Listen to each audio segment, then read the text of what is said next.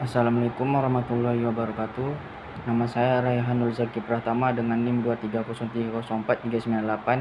Saya di sini akan menjawab pertanyaan dari Bapak, yaitu kenapa banyak orang Indonesia menjadi TKI ke luar negeri, padahal bisnis di dalam negeri lebih menjanjikan untuk proses jangka panjang.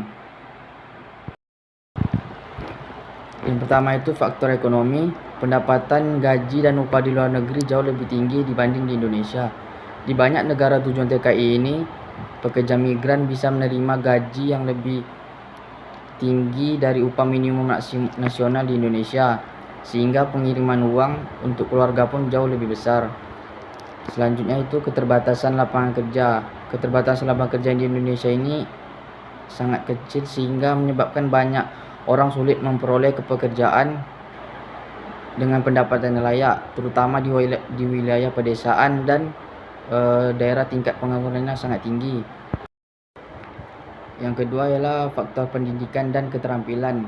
Rendahnya akses pendidikan di Indonesia ini menyebabkan sebagian masyarakat merasa tidak cukup untuk memulai mengolah sebuah bisnis, sehingga memilih jalur kerja migran sebagai solusi praktis untuk memperbaiki kondisi ekonomi keluarga.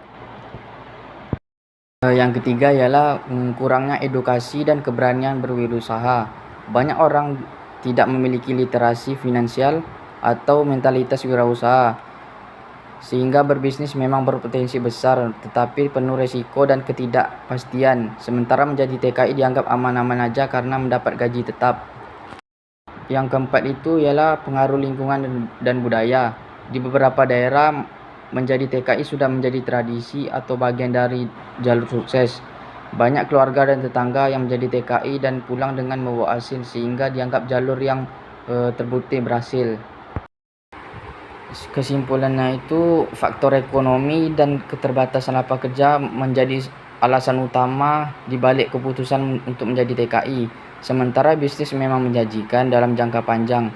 Tantangan, risiko modal, dan keterampilan yang diperlukan sering dianggap lebih besar dan menyulitkan dibandingkan menjadi pekerja migran, terutama oleh mereka yang berlatar belakang pendidikan serta akses sumber daya terbatas.